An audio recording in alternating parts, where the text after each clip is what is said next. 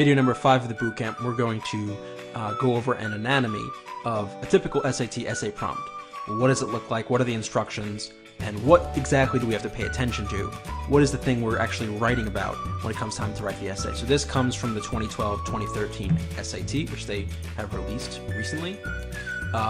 So let's go ahead and just start reading the instructions. The essay gives you an opportunity to show how effectively you can develop and express ideas.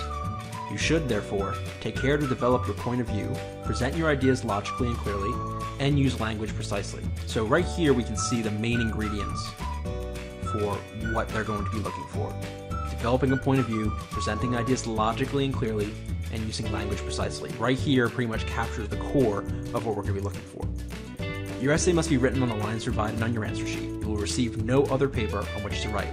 You will have enough space if you write on every line, avoid wide margins, and keep your handwriting to a reasonable size.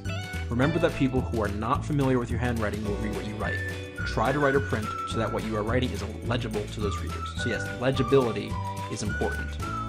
If they can't read your writing or they have to struggle with it, they're certainly not going to give you the benefit of a doubt if they're struggling to decide if they're going to give you a 4 or a 5, right? You can imagine that they might be pushed more towards the 4.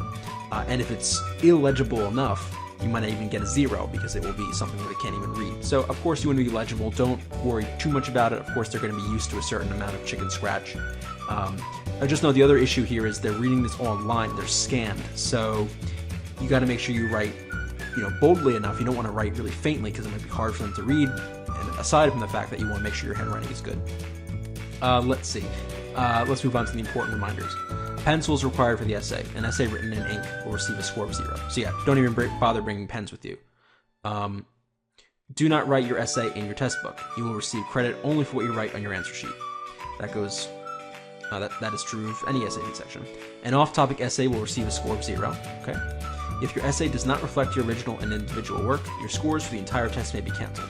I'm not quite sure how you would be able to plagiarize in the essay section, but nonetheless, don't plagiarize. An electronic copy of your essay will be made available to each of your designated school recipients, colleges, universities, and scholarship programs, and you. So if you haven't taken an SAT already, when you get your score report, you'll also get a scanned copy of your essay, so you can see what you wrote. You have 25 minutes to write an essay on the topic assigned below. Okay, so those are instructions. Let's move into what the actual prompt looks like. So think carefully about the issue presented in the following excerpt and the assignment below. Nowadays, nothing is private. Our culture has become too confessional and self-expressive. People think that to hide one's thoughts or feelings is to pretend not to have those thoughts or feelings. They assume that honesty requires one to express every inclination and impulse. And here's the source.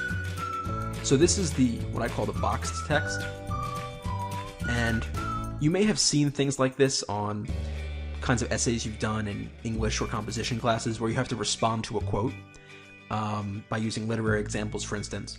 This is not at all what you're doing here. In fact, we could, in theory, completely ignore this box quote. Now, I don't recommend you skip over it because sometimes this can illustrate the issue that's going to be discussed in the assignment, so don't completely ignore it.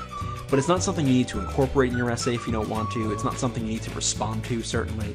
You don't want to make it the centerpiece of your essay because, as we're going to see, it's going to be the assignment that's going to be the centerpiece of your essay. But overall, you can read it, sometimes it'll jog your memory, you can incorporate it in your essay if you can do so elegantly and carefully. But overall, not really what we're concerned about. What we're concerned about is the assignment, and in fact, the first line right after this.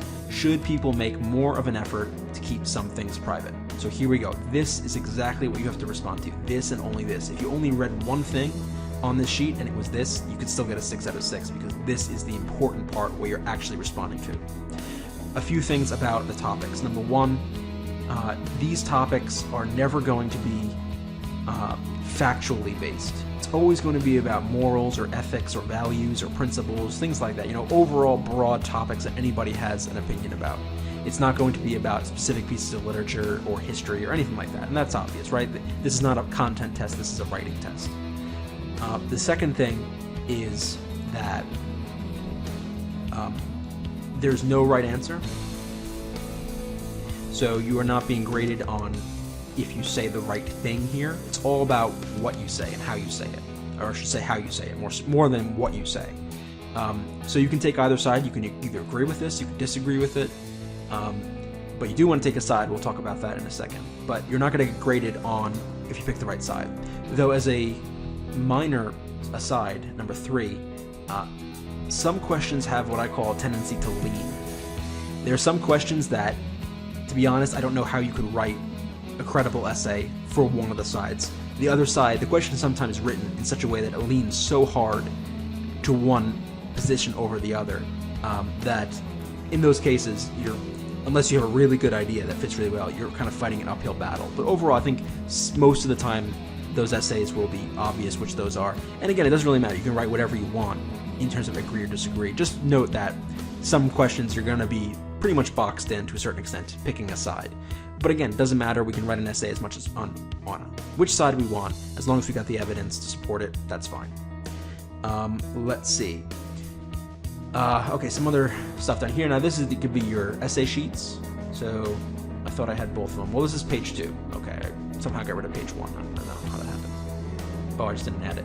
Anyway, see, this is page 1. This is what you're going to be writing on. You're going to have a second page of this.